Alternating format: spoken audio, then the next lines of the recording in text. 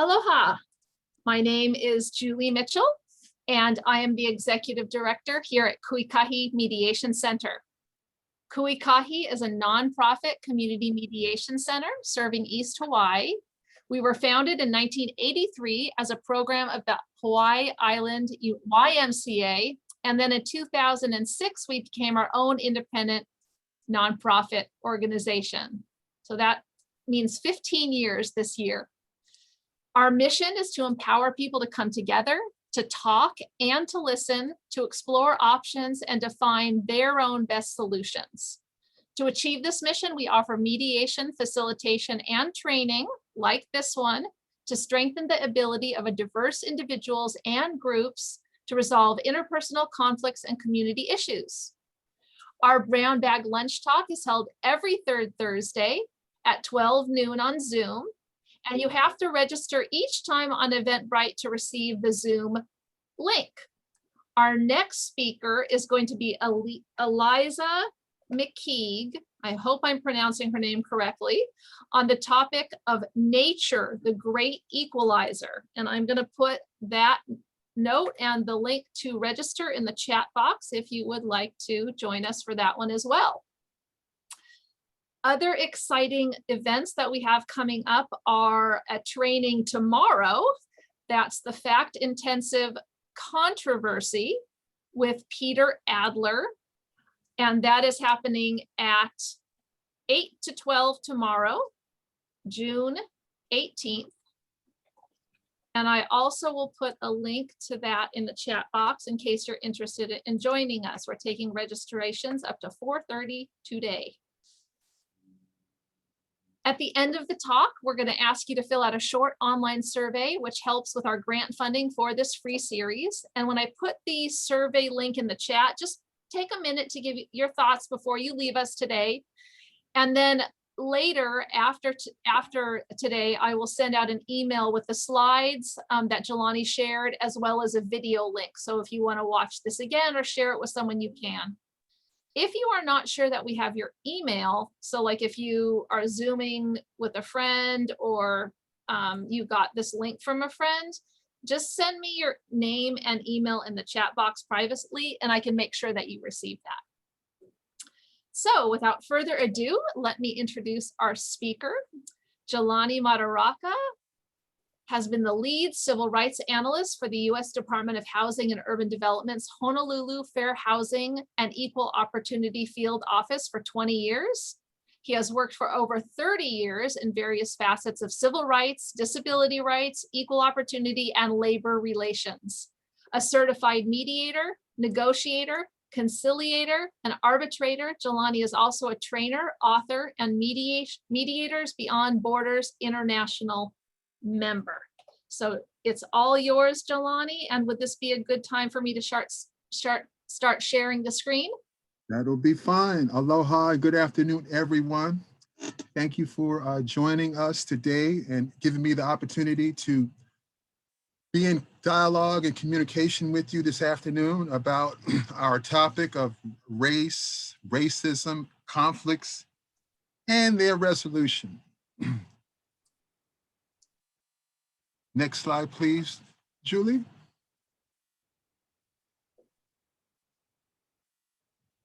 So yes, we're having this candid conversation today. I'm with the U.S. Department of Housing and Urban Development, the Office of Fair Housing and Equal Opportunity in the Honolulu field office. That's where I'm coming from today. That's a nice sunny day here. I hope the same is true over there on the Big Island. Next slide, Julie, please. Oh, there's a picture of me. When Julie and I were kind of arranging this, she didn't like that picture too much, but the reason why I wanted that picture in there is because it reminds me of when a few years ago they were having this conference on implicit bias over at the law school, and they invited me to be a part of that discussion. So that is like a cue for me for what we'll be talking about a little later. And contact information, feel free to use it at your need. Next slide, please. Okay, a little bit about the Office of Fair Housing and Equal Opportunity. This is our mission statement. It is to our mission is to eliminate housing discrimination, promote equal opportunity, and achieve diverse, inclusive communities by leading the nation in the enforcement, administration, and development and public understanding of fair housing and civil rights policies and laws. Next slide, Julie, please.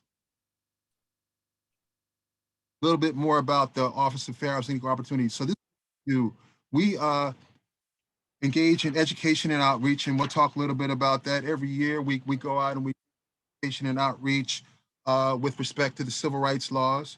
We also provide technical assistance on those laws, and we investigate, conciliate, mediate complaints of discrimination. And I would like to pass on to you all that our office is comprised of about 531 people nationwide, which is about 7% of the overall workforce of the Department of Housing and Urban Development, and about 75% of the people in fair housing and equal opportunity are involved in what we call mission critical positions. They're not administrative, they're actually engaged in work to eradicate discrimination. And so we do that in a number of ways. We conduct civil rights compliance reviews. We manage 2 fair housing grants. We have 1 grant with the Legal Aid Society of Hawaii and another one with the Hawaii Civil Rights. And we try to ensure civil rights compliance in all programs and activities that are funded by the government. Next slide, Julie, please. And so I mentioned education and outreach. So this year marked the 53rd year of the passage of the Housing Act. And we take that time to go out and do a number of presentations in April, because it is commemorative of the assassination of Dr. Martin Luther King, who was assassinated a week prior to the passage of the Fair Housing Act in 1968. So we tried to bring the nation together to celebrate the anniversary of the passage of, probably one of the major civil rights legislations that was passed in the latter part of the civil rights movement. And we try to get everyone to recommit ourselves to equal opportunity in our communities by eliminating housing discrimination. And that means that each of us, regardless of our race, color, religion, national origin, sex, familial status, or disability, has access to neighborhoods of opportunity where children can attend quality schools, are in environments that allow all of us to be healthy and provide economic opportunity and self-sufficiency. Next slide, Julie, please. Here's another abbreviation of what we just talked about in terms of Fair Housing Month and what the law covers. And we'll touch upon this. And today we'll talk primarily about race, color, national origin, and how they're all intertwined. But the law also prohibits discrimination on the basis of religion, sex, familial status, and disability. Next slide, please. And this year was very significant because with the new administration, President Biden signed 2 very important executive orders. Executive Order 13985, which is to advance racial equality and equity and to support or to provide support to underserved communities. And then he also signed into law Executive Order 13988 to prevent and combat discrimination on the basis of gender identity and sexual orientation. So some major civil rights activity with the new administration. And if you all didn't find out, I think today the president passed into law the celebration of Juneteenth, which will happen tomorrow. So tomorrow will be a federal holiday. Next slide, please. And so this slide is to kind of bring us back a little bit historically to show pictorially how we arrived at where we are currently. And these are some pictures that represent the state of the country, the state of the nation prior to the civil rights legislation that was passed in the 60s. And so these are some common things that we would see throughout the land. And oftentimes when we do these presentations, we ask people to see if they can pick which one originates from Hawaii. And so there is a sign here that originates from Hawaii. But since everybody is muted today eating your lunch, let me just tell you that it is the one at the top in the middle, which says we serve whites only, no Spanish or Mexicans. Next slide, please. So, you know, we cannot talk about civil rights, race, racism, discrimination, prejudice, and eradicating these things without making mention of Dr. Martin Luther King and his civil rights legacy, and more importantly, his fair housing legacy. And during the last part of his life, it was dedicated to a number of things. One of the primary things was the ending of discrimination in communities and in housing, and equal opportunity in housing.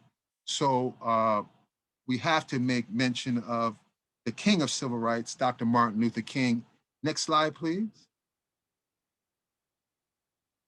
Especially as Dr. King was heavily, closely tied to Hawaii. And this picture is a picture of when Dr. King was here in 1959. Next slide, please. And this slide has a picture of Dr. King and other civil rights leaders and the march from Selma to Montgomery in 1965. And those leis, those plumeria leis, were given to him by the older brother of Senator Akaka, Reverend Abraham Akaka, who was a close friend of Dr. King, and he had provided those leis to the civil rights leaders for that march. And interestingly enough, that they were delivered by a gentleman, Charles Campbell, who was the first African-American city councilman and state senator, and he was also a member of the Hawaii Civil Rights Commission. So Hawaii has a rich civil rights history, which has impacted not just here locally, but throughout the nation. Next slide, please. And so the law, this slide gives us a little bit on the Fair Housing Act, which was passed again in 1968. It was amended in 1974 to include protection on the basis of sex or gender, includes gender identity or expression. And it was again amended in 19 include protection on the basis of familiar status, which is a fancy word to mean families with children under the age of 18 and persons with disabilities. Next slide, please. And so this slide tells us again what are the areas that are covered by the federal fair housing law. And there are a number of other areas that are covered under the state law. And because of Hawaii's rich civil rights history, the civil rights statute, the state civil rights statute, was passed a year before the federal law. It was passed in 1967, and it includes additional protections on the basis of marital status, age, and HIV status, and gender identity or expression as well. Implicit bias. Okay, so I mentioned that earlier, but we need to talk about implicit bias when we talk about race, national origin, color. Why? Because implicit bias refers to the thoughts, feelings, attitudes, or stereotypes that affect our understanding,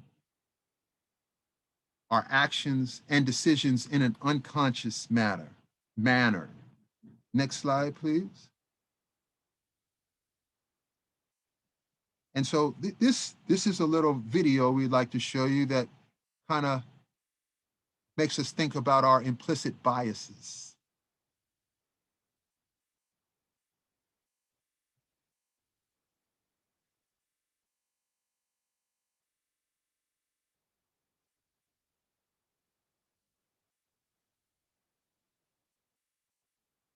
We need a little sound.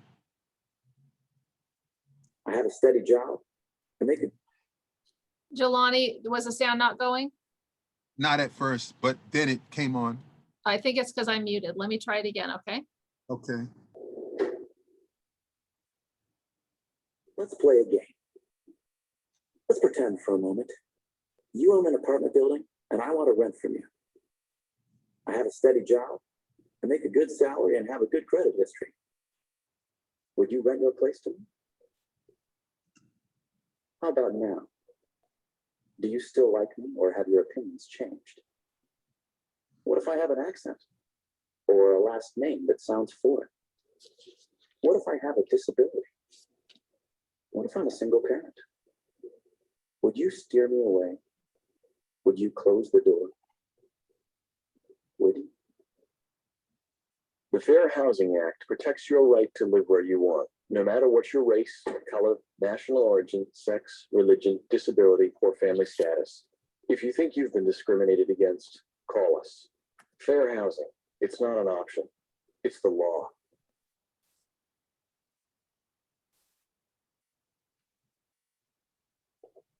Okay, so let's talk a little bit more candidly about race. And oftentimes when I talk to people about race, it's a good starting point to give the definition or the categories of identification that we currently have. So these racial categories that are brought to us by the U.S. Census are the 6 identifiers or racial categories. So when we're talking about race, we're talking about people that fit into one of these categories or a combination, right? And so interestingly enough, that the first census started in 1790, and it wasn't until the 1960s when people were first allowed to select their own race. Prior to that time, it was the census that would designate or determine what category you fit into, and that was a very interesting thing. And a lot of things occurred as a result of putting people in categories that they thought that they do. So you got a lot of people that were mismatched according to the categories at that time. And it wasn't until 2000 that the census first started to allow people to select more than one racial category. So these things have been evolving, right? And so people, I got a question this morning from my aunt. She wanted me to tell her why was it that it seemed to her that racism is increasing, right? And even though I didn't respond to her because I knew I was having this talk with you all today, and I figured that, why just use my own knowledge and expertise where I can have this discussion with the group and we can maybe come to some kind of consensus of why it appears that racism is increasing for some people.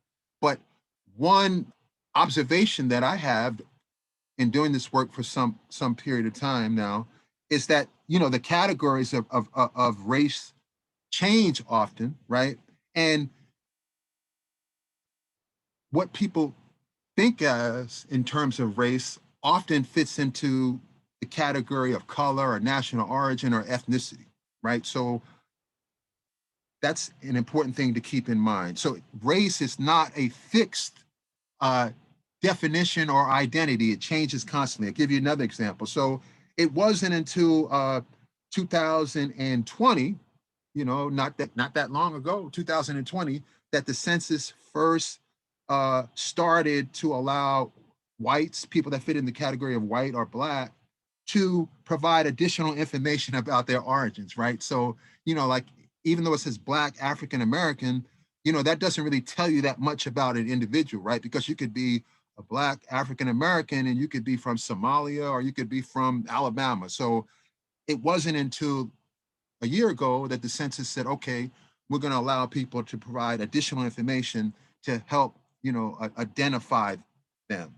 And also in 2020, interesting thing happened. It was that the US first started to count people in our neck of the woods, so to speak. It started to count the people living in the US territories of American Samoa, the Commonwealth of the Northern Marianas Islands, and Guam and the Virgin Islands.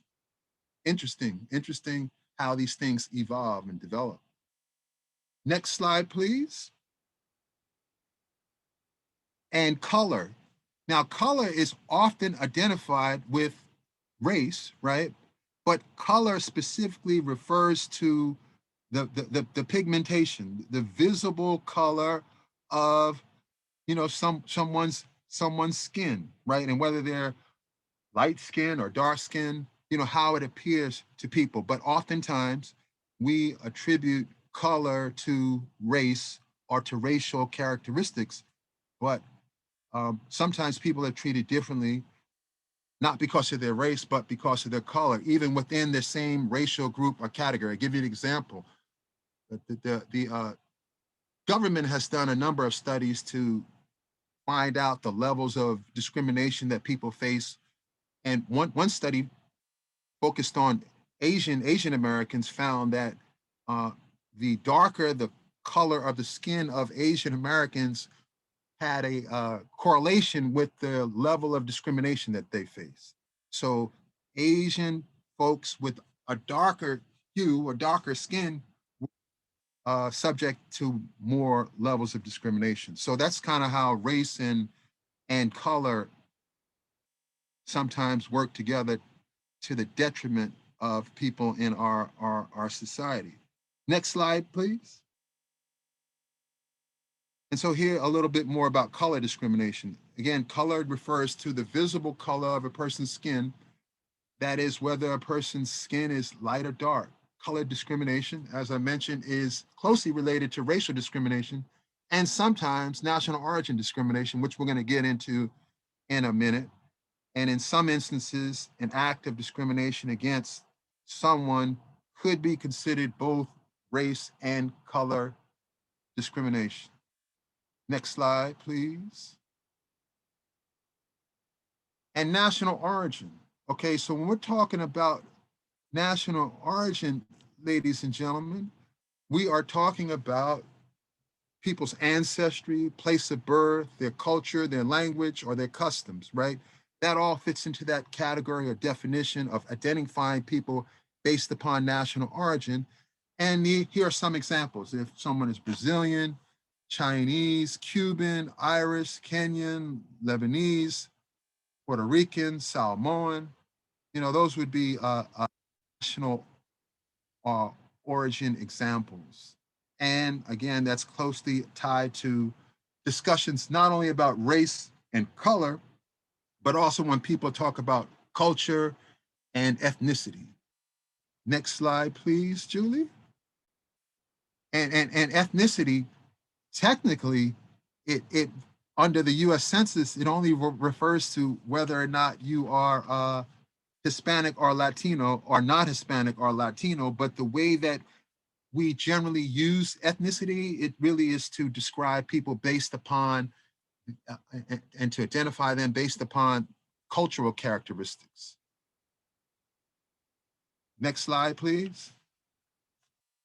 Oh, so this was just another fair housing commercial, and it talked about national origin. And I think this captures what we're talking about. Like when someone is treated differently because of their national origin, it could include their customs, their culture, their way of dress, their food, also their birthplace, their ancestry, their language. And it's illegal for housing providers to deny housing or treat someone differently because of a person's name, which is affiliated or associated with their national origin, or their appearance, their accent, or because they participate in certain kind of rituals or customs. Next slide, please. And so also under national origin, this slide talks about immigration status, right? Now, immigration status is not the same as national origin, but sometimes it overlaps. And Julie's make sure we're all awake.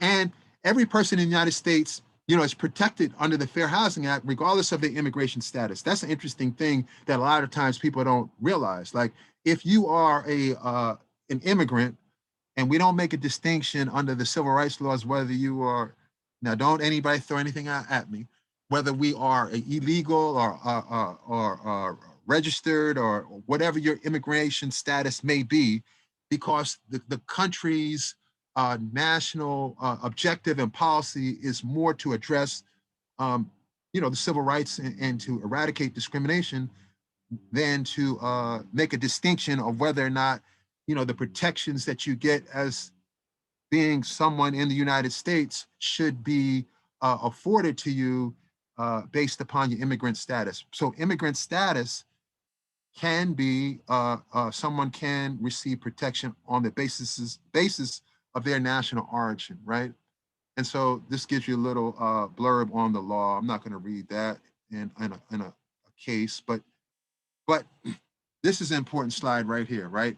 Because now we get to how all this stuff comes together. And the term that we use for that is intersectionality, right? Intersectionality means, you know, how all these things, people's race, people's color, people's national origin, their culture, their ethnicity, it kind of all, and we didn't even talk about religion, right? And that all kind of jumbles together when people talk generally, and even in the media, about race, hate, prejudice, discrimination. And this slide just talks about how it intersects with religion, how race, national origin, color intersects with religion and national origin, because sometimes people that originate from certain countries that have a religious form of government, like there are countries that are Hindu countries, countries that are Islamic countries, right, that people may be subjected to discrimination based upon that. That was a very popular, it got a lot of attention after 9/11. Next slide, please. Let's watch a little video on national origin and how it comes up with respect to language.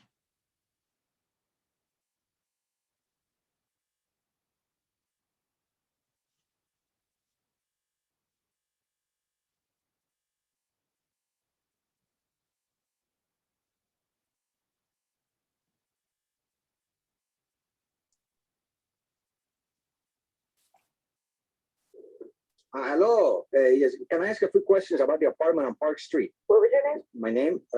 My name is Juan Hernandez. It's been rented. Who is gone? Hello, my name is Sanjay Kumar. I am calling about the apartment on Park Street. It's not available. Not available?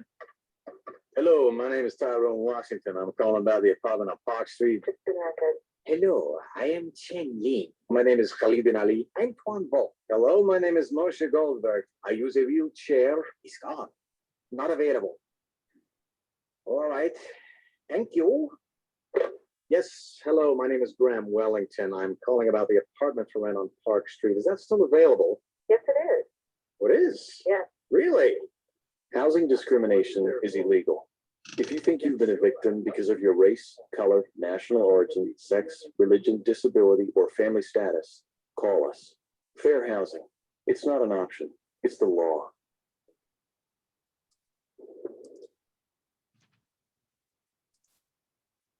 See, I think that's a good example of how we're going to start to focus now on implicit bias, because it's the way that people speak, the way that they present themselves, right? That it brings out conditioning, the unconscious ways that we think, feel, and attitudes that we have towards people. And so now let's focus on people that are mediators, or people that are problem solvers, or dispute resolvers, conflict doctors, everyone who is with us today. And to give a model of Miss Marvelous, who is our mediator. And if you look at the skill set that she brings with her, right? She has common sense. That's good. Sense of humor. That's always good.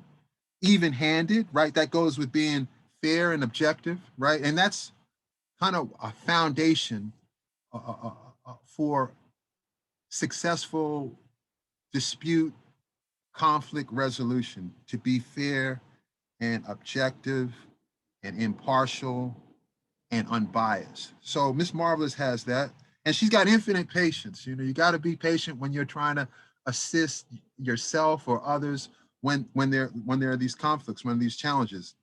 And you got to keep your feet on the ground. You don't want to get too far high in the sky and floating in the clouds. You got to come down to where the parties are, or where your negotiation partners are, and have an accurate record of what the problem is, because we have to be excellent facilitators and communicators.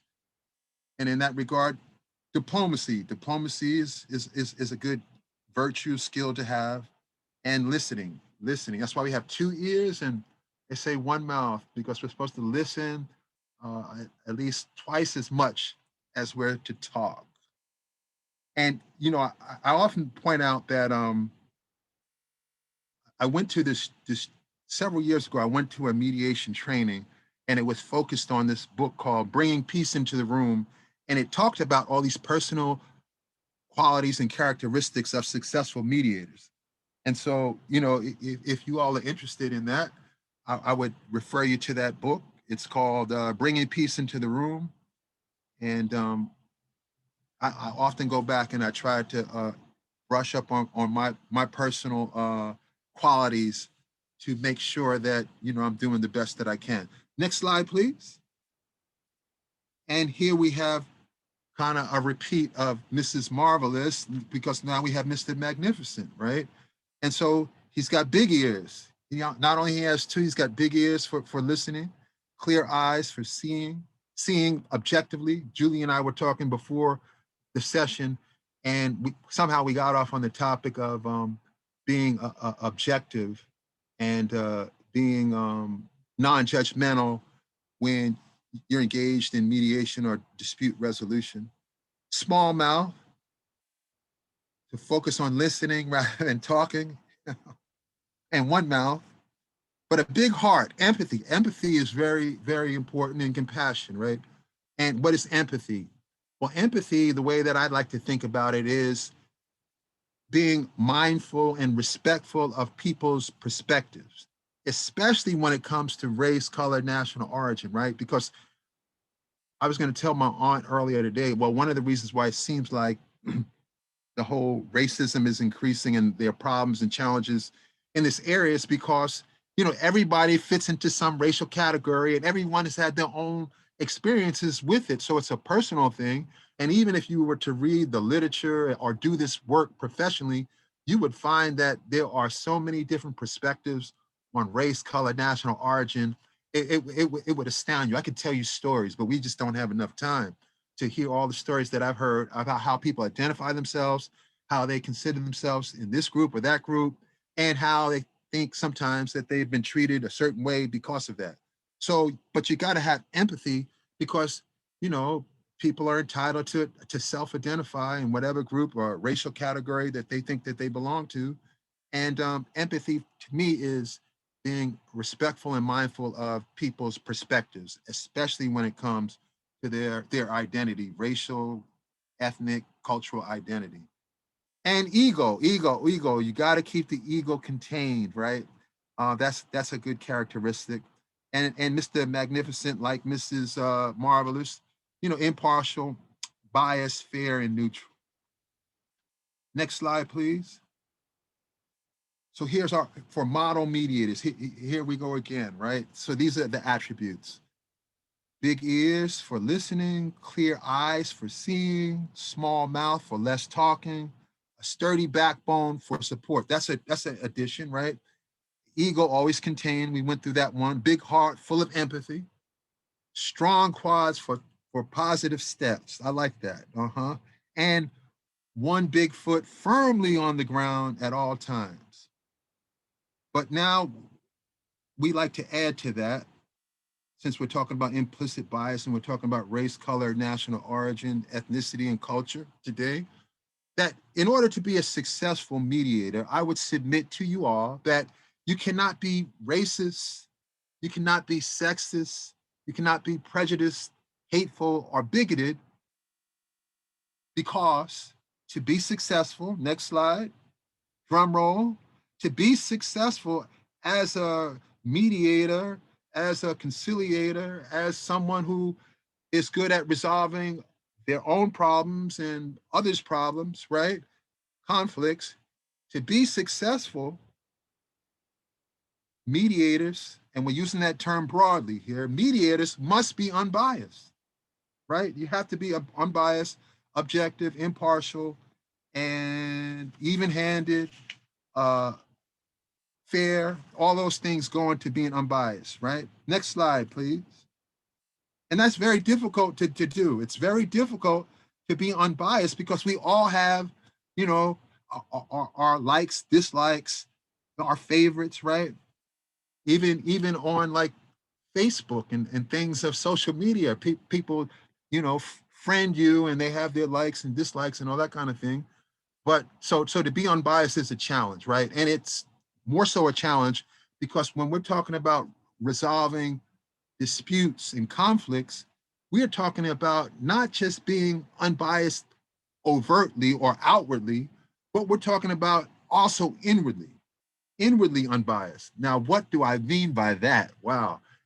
You know, that's the challenge. But it goes back, next slide, please. It goes back to what we had talked about a little earlier about our implicit bias, which again refers to the thoughts, feelings, attitudes, or stereotypes that affect our understanding, actions, and decisions in an unconscious manner. You all who are mediators, problem solvers, dispute resolvers, you guys didn't know that you're called on to do so much, right? Even if you just sit there, bring the parties together and allow them to kind of, you know, help them to facilitate their communications and decide on their own solutions. But just by virtue of being an observer, you affect what you're observing, right? But how are you observing these things? That's why when I was talking to Julie earlier and she made that point about, you know, being non-judgmental in our observations. And that's very difficult to do when we have these implicit biases. But next slide, please. Lo and behold, you know, there are solutions. So this Professor Carol Izumi, who's done a lot of work in this area. She is a clinical law professor at the University of California, Hastings, and she's written extensively in this area, applies to mediation, right? And this is something that she said, implicit bias, the automatic association of stereotypes and attitudes with social groups may produce discriminatory responses towards parties despite a mediator's best efforts at creating an outwardly even-handed process. Even the most well-intentioned and egalitarian mediators must actively engage in bias reduction strategies to mitigate prejudice in mediation. So what are these strategies? Since there's something that we can do about this. Okay, next slide, please. Well, is this the answer? Now, this is a few years ago. This was in the New York Times, and they said, if you want to be less racist, move to Hawaii. Well, what about for the people that are already here in Hawaii? Will that work for us? We already live here. But this is an excellent article, by the way, too. When you guys get a chance to read that, because it highlights something that I mentioned earlier in terms of when it comes to race, color, national origin, everyone has a different perspective, a different take, different experience, and we need to be mindful and respectful of that. And so this article kind of covers that. And notice, ladies and gentlemen, notice it says if you want to be less racist. It doesn't say if you don't want to be racist or anti-racist. It says just less, move to Hawaii. Okay, so maybe we have a head start for us who are already in Hawaii. And those that are with us today that are not from Hawaii, something to consider, right? Next slide, please. But remember, I said that everyone has a different perspective when it comes to race, national origin, color, ethnicity, culture, because here's a more recent article, right? This is from the National Geographic. This was last month. And somebody wrote this excellent article about how Hawaii is not the multicultural paradise some say it is, because the island still struggles with the legacy of colonialism and the divisions intentionally sown between ethnic groups. Now that's a totally different perspective, right? And the argument supports that as well. So like, if moving to Hawaii it just makes you less racist, but we still are struggling with our own legacy of racism, what is the answer? What is the answer? Well, like any good mediator, right? This is where I get off the hook. I don't have to have the answer. I just have to bring you all together to help empower you to find the answer. And it's interesting because as I was thinking about doing this presentation, I was thinking about, oh, most people will think that, oh, we're going to talk about from the perspective of a problem solver, mediator, right? Like, oh, how do I help other people resolve their own issues of prejudice, discrimination, right? Which is fine, but I don't think that's the first step. But anyway, next slide, please. Okay, so little humor. Remember, to be a good mediator, you got to have a little humor. Okay, so I like this cartoon. So what is the meaning of life, or what is the meaning of ending racism, discrimination, prejudice? You know, and I thought maybe it would be a little presumptuous if I thought we could do this in an hour. But then I thought, well, maybe over lunch, maybe we could just tackle the racism in Hawaii. And then I was like, well, no, there's a history of that. That's going to be too much for our group. But, you know, what do people do nowadays? They say, well, have you tried to Google it? You know, maybe Google has the answer. I don't know about that. I tried Googling it and I didn't find the answer. I just gave you guys, you know, as a matter of fact, for the last month in leading up to this, I was tracking in the national news and locally all of the issues that had to deal with race, racism. And every day, I stopped after about 25 days because it was just like a proliferation. I think every day you could go on the news locally and nationally, and you could find some article or some issue having to deal with race. So it's a huge issue, right? And sometimes we might feel overwhelmed by it. So what are the answers? Next slide, please. You guys are probably familiar with this. Sorry, it's a little blurry. This is Gandhi's quote: "Be the change you wish to see in the world." Next slide. I like this. This Rumi was a Persian poet, and he says, "Yesterday I was clever, so I wanted to change the world, change Hawaii, change Honolulu, right? But today I'm a little wiser, so I'm changing myself." And so why is that important? Next slide, please. Because we can change our implicit biases. And here are some bias reduction strategies, right? That if you read the literature or if you think on your own, these are some things that we can do actively to address our own implicit biases. And then that makes us more ready, more prepared when we are in positions to help other people to resolve their problems, whether they be racial, ethnic, cultural, or when it may just be implicit and be a part of some underlying dispute. I guess we already know these. Julie says we don't need to go through this. We already know these things. But let's go through them real quickly. Okay, so we have to intentionally become aware of our suppressed stereotypes.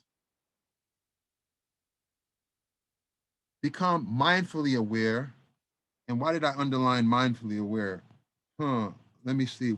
I underlined mindfully aware because, you know, there was an article written by a professor named Rhonda McGee, and she talked about how mindfulness can help defeat racial bias. Okay. And and I like the mindful approaches because one of the things that you'll find, ladies and gentlemen, is like throughout all these things that people have suggested to address implicit bias, there's one common denominator. Julie and I talked about this twice already, right? It's so simple that sometimes I think people miss it, right? But it runs throughout all of these strategies that people have to address racism, become anti-racist. It's really to become more exposed, more aware, more empathetic. And that's why I like the mindful, you know, awareness approaches. And in this case, we're talking about becoming mindfully aware of our judgments, criticisms, and decisions, perspectives. Remember, perspectives are important when we're talking about race, color, national origin. Everyone's got a perspective. And culture, ethnicity, right? And I had that underlined. Did I become mindfully aware? Okay, yeah, there was an article I wanted to flag for everyone's attention. It's by the Mediation Group. And I think all these things are still available. They should, I should have checked to see if they're still available, but online. But, you know, I have like a library of stuff that I kind of work on myself with. And so this was entitled, Be Biased Against Your Unconscious Bias. Cute way of saying it, right? So, but the main thing is to challenge ourselves when we become aware of our implicit biases, once we become aware of them, right? I put another star there. That was that article. And also, we don't want to ignore our implicit biases. We want to take anti-bias trainings when they're available. Interesting thing that the Professor Izumi found is that when people go through mediation trainings, no matter how advanced they are, you know, from the master mediator to the novice beginner, that not enough of the training is focused on, well, how does someone become unbiased, right? How do you deal with the implicit biases? So she had recommended, and other people also, that we have to, you know, have some training and have some discussion about our own biases. And we can learn effective de-biasing, proactive strategies and steps. We can also study the anti-racism resources. And this, the Mediators Beyond Borders International has made this easy for us, because if you go to their website, they have a 3-4 page list of anti-racism resources, right? But just engaging that kind of material helps to broaden our perspective, helps to heighten our awareness and our consciousness. And that all helps to expose and give us the opportunity to eliminate whatever biases that we may have. So we have to be intentionally motivated and deliberate about reducing our unconscious biases. And, you know, Julie and I were talking a little bit about, we didn't really get to this, but I was kind of leading up to this when I was talking to her to find out about, you know, the diversity amongst mediators, because another good idea is to, you know, have co-mediations and learn from people of different, you know, racial, ethnic groups, right? Different genders, different sexual orientations, because you'll learn a lot when you co-mediated with somebody else. You will learn a lot about your own biases, I tell you, really. And, you know, just engaging in mediation itself. I like what Kenneth Koch always says, is that, you know, the mediators learn more about from conflicts than the parties most of the time. And the bottom line, the golden thread is to increase our awareness. I think that's the common thread, the golden thread that runs through all of these things, is really just to heighten and increase your awareness. And with that, I would like to thank you all for coming and participating and joining in today. And now let us have the discussion. unmute yourself and let us become unbiased.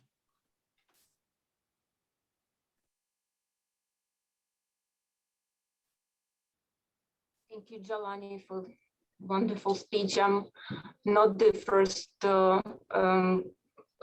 time here about the fair housing, and I'm enjoying it each time when you're presenting it. Thanks so much. And from my part, I was trying to encourage my mediators to come and listen to your talk. And from people that I know here, I can see lots of familiar faces. I can say that we are trying to be as humble as possible.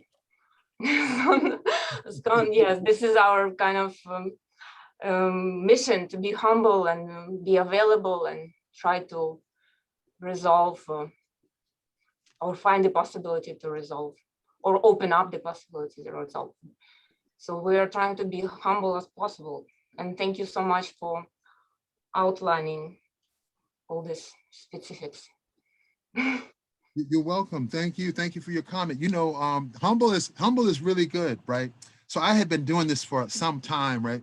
And then I think it was maybe when was it? It was a few years ago that my boss gave me this book. It was in 2015. My boss gave me this book, and I think I cited it. So if you guys get a copy of the PowerPoint, I think I cited this book, Getting to Yes with Yourself, right? So you're talking about being humble. We gotta be humble. And so this guy, William Ury, who the author of this book, you know, he also co-authored kind of the seminal text on collaborative, interest-based negotiation and mediation in the book, Getting to Yes, right? But then 30 years later, he comes out with this book called Getting to Yes with Yourself. And he says, oh, he realized now that getting to yes with yourself is more important than getting to yes with anybody else. So you're talking about humility. It took him a lot of humility to say that. And it takes us a lot of humility to realize, like, okay, we first have to get our acts, our houses, our holidays in order before we, you know, not really before, really at the same time that we're assisting other people. And so if you have a chance, check out that book, Getting to Yes with Yourself, because one of the things that he says that I like was that the first and most important negotiation we ever conduct is the negotiation with ourselves. Getting to yes with yourself prepares the way for getting to yes with others. I have come to think of this book as the missing half of getting to yes. Oh, it's interesting that I know Bill Ury personally, actually. Oh, so do you? Okay. I've met him, and yes, he's a very interesting person and very positive oriented, excellent negotiator, very impressive person, yes. And it seems like in his presence, harmony is just, you are kind of, it's contagious. You cannot think anything else but positive and be one with everything. Yeah, he definitely brings peace into the room, right? He's been doing this for a while. So when, you know, that's another thing, that being humble to learn from all the different people who are in this field, I find that incredibly helpful because, you know, there are all these different approaches and ways to assist yourself and others in resolving things, but we just have to be humble to kind of learn from them. And for him to make statements like that, you could say he's humble, but you're right, he is definitely a peaceful presence. That's why I like that other book, Bringing Peace into the Room, because if we come with the peace, then we'll help to restore it and maintain the peace. Jelani, I wanted to say how much you packed into such a small time period, but I read Yuri's book and I find it just as you said, because it's much easier to, before you try and understand someone else, you better understand yourself. And before you try and change somebody else, you better change yourself. So I think it ties in also with the mindfulness. But I just wanted to make my own pet peeve sort of is, I don't think we can ever be unbiased. We can only understand what biases we have. So I always try and use the word impartial. So I can act in spite of my biases. I can't get rid of my biases, but I can treat people fairly, understanding where I might be coming from it and eliminate that. So, but great talk. Thank you, and yeah, I think it's a carrot, right? We never really get there, but like you said, when we become aware then of our own, we can do something about it, and it won't get in the way. And I think it's when we aren't aware of our biases, when they're unconscious and they're implicit. Like I was thinking the other day about, I don't know if you guys follow the news here, but about the 3 officers and the shooting of the Micronesian teenager. And when you look at the implicit bias research, it's like, it's really just becoming mindful and aware of our biases, and then we can do something about it. Like you're saying, Ben, it's not like we can be totally or completely unbiased. We can be impartial, meaning we don't let the bias get the best of us. Jelani, we were using all these different terms, but I believe it was Ken Cloak in a recent talk that I used. He's using the word omnipartial, which I really liked as well. Instead of impartial, I'm omnipartial. I'm kind of on everyone's, I'm partial to everyone equally. And I thought that was a really nice way to put it. Right. Let's see, I've got some comments in the chat box that I'd like to share. Elizabeth said, when making a Section 1981 claim in federal court, does the plaintiff still have to prove that she is actually a member of a protected class, not white? And then also there is a 2 links in there saying these are mindfulness groups to join. I've been able to prevent bias confirmation through daily compassion meditation for the people who committed offenses against me. So one's a sharing of some resources and the other is asking about the Section 1981 claim. What, can you respond to that, Jelani? Section 1981, in layman's terms, what are we referring to? So if I made a claim in federal court saying that so-and-so discriminated against me on the basis of something, the judge says, well, you have to prove that you are actually a member of that group, that you're not white, for example. So do you still have to do that? So it sounds like what the judge is saying is that you haven't met your burden to establish that you have standing, right, to bring this claim. But I have to think about that a little bit more. You can contact me and let me do some research. I want to give you an accurate, clear answer on that, right? Because when you said that, you made me think about this case. I had a case once, long time ago, and it was a guy. It was a racial case. It was a guy who claimed that he was an indigenous. He was Native American, right? And he had become Native American by virtue of a ceremony or being adopted by this Native group, right? And some of the same issues that you're kind of raising now, it's like, well, did the person really have standing? And do you really have to, how do you have to be a member of the protected group to have standing to bring a claim? Sometimes you can bring a claim based upon education and you don't have to be a member of the protected group, right? But if it's a racially based a cause of action, right? Then what I mean, we just looked at the 6 categories of race, and all of those are covered under the term of race. So, and everyone, as far as I know, fits into one category. But let me think about that some more, and we can talk about that offline about that and what's really going on with that. I want to point out that it's a 1, and we do have some more questions in the chat. So I don't know if you're willing to stay a few minutes, Jelani, but for those of you who do need to leave, well, I want to thank you all for coming today. Please do take a few minutes to fill out our online survey, which is in the chat box. It helps with our grant funding for this free series. So please click on that link and fill it out. Also check your emails because I will send you the Jelani slides and the video link when that's available. So thanks for coming and hope to see you next month. And Jelani, do you want to take a few more or are you ready to move still on? here. Okay. Okay, so another question was, hold on, I'm rolling back up.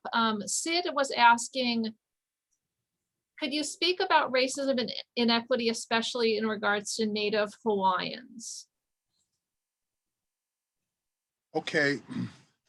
Let me give you two references because we don't have enough time. There is a book called Ethnicity and Inequality in Hawaii by Jonathan Okamura, who is a professor over at UH. He does an excellent job in explaining how racism, the way it operates really under the guise of ethnicity in Hawaii, right?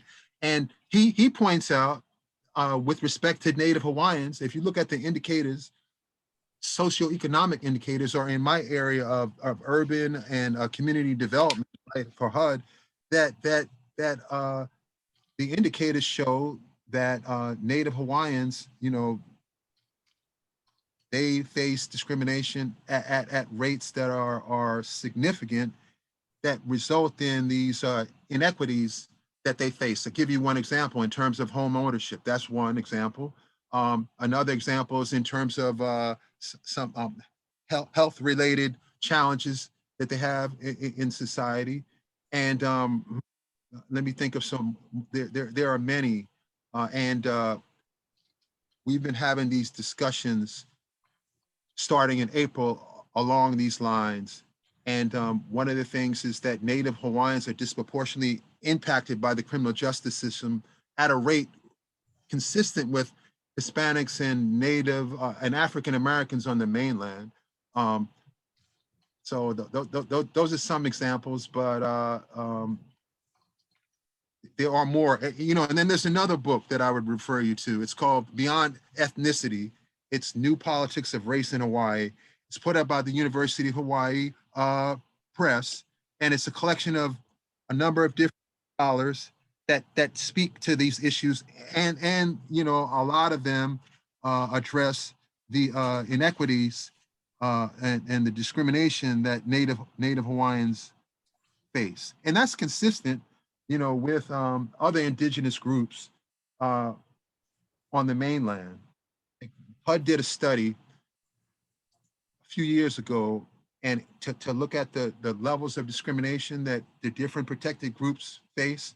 And by and large, it found that Native Americans, they face the highest percentages of discrimination. And in a book by Roxanne Dunbar Ortiz, The Indigenous Peoples' History of the United States, she makes this connection between, you know, from a historic standpoint, what's happened with indigenous groups as a result of colonization and annexation, and how that's, you know, impacted them with respect to the up to current day. So I hope that gives you some leads and answers the question. But